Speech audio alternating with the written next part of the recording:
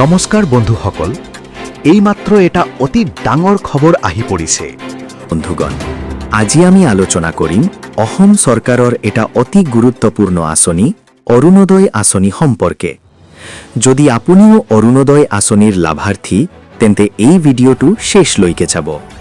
অৰুণোদয় আঁচনি হৈছে অসম চৰকাৰৰ এটা কল্যাণমূলক আঁচনি, যাৰ জৰিয়তে ৰাজ্যখনৰ দৰিদ্ৰ আৰু মধ্যবিত্ত পৰিয়ালৰ মহিলা সদস্যসকলক প্ৰতি মাহে 1250 টকা অৰ্থনৈতিক সহায় প্ৰদান কৰা হয়।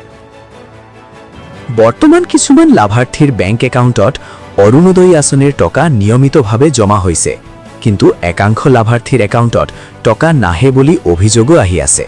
আপুনি যদি যোৱা 3 মাহ ধৰি অৰুণোদয় আঁচনিৰ লাভ নাপাইছে, তেন্তে অসম চৰকাৰৰ তৰফৰ পৰা অহা 20 ফেব্ৰুৱাৰীত আমাৰ মাননীয় মুখ্যমন্ত্ৰী ডক্টৰ হিমন্ত বিশ্ব শৰ্মাই ঘোষণা কৰা মতে আপুনি 8000 টকা একেলগে লাভ কৰিব পাৰে। এই ধন লাভ কৰিবৰ বাবে আপোনাৰ KYC সম্পূৰ্ণ কৰা অতি প্ৰয়োজনীয়। যদি KYC লিংক কৰা থাকে, তেন্তে আপুনি এই ধনৰ সুবিধা 100% লাভ কৰিব পাৰিব। সেয়েহে যিসকল হিতাধিকাৰীয়ে এতিয়ালৈকে KYC সম্পূৰ্ণ কৰা নাই, তেওঁলোকে শীঘ্ৰে KYC সম্পূৰ্ণ কৰিবলৈ অনুৰোধ জনোৱা হৈছে। 1. আধাৰ আৰু বেংক একাউণ্ট সংযোগ নোহোৱা। 2. বেংক KYC সম্পূৰ্ণ নোহোৱা। 3. বেংক একাউণ্ট নিষ্ক্ৰিয় হৈ থকা। 4.